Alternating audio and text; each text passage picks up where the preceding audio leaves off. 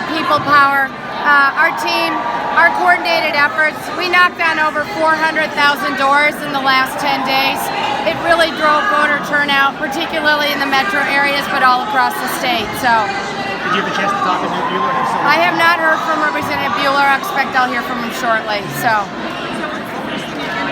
we got to get the budget done. So it's due the last week in November, and so we've been working hard over the last several months, but I'm going to have to really double down because it's due in about 3 weeks. So we're going to be working hard and getting it done. Then obviously we were working on our legislative agenda, lots of things on that to-do list, but obviously one of the things that's been added is campaign finance reform, and I look forward to working with Patrick Starnes on that particular issue. Governor, what do you think about the tone of the campaign and the impact, if any, it had on you? Well, certainly negative ads are destructive to our civic discourse, but I instructed my campaign team to tell the truth.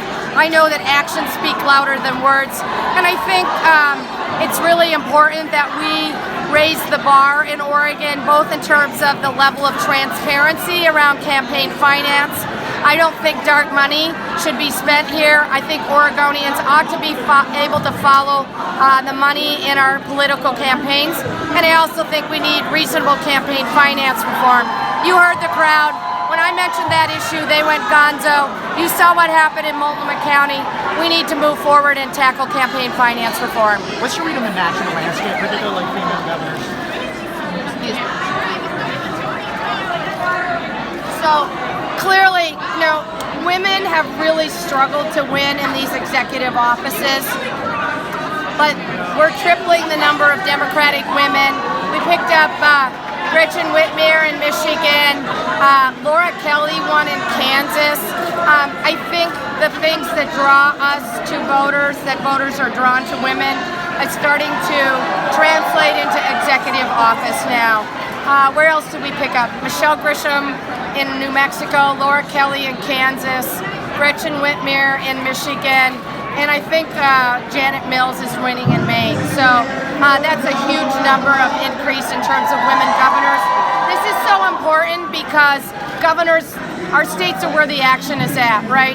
And to have more women at the leadership table will really reflect the agendas that we deliver on. It's also, frankly, this is the pipeline for the White House. And so it's really good that we have a diversity of faces in that pipeline. What is the message you take away from Oregon voters?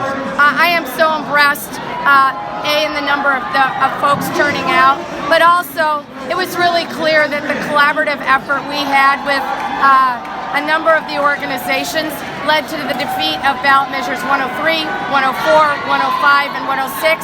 And the lesson for me is when we work together, we are unstoppable. Governor, you were literally jumping for joy on stage. What were you feeling? What are you feeling? Well, it was quite a relief. I knew the race was going to be close. We thought it would be close all along, but to take this solid of a lead made me really happy.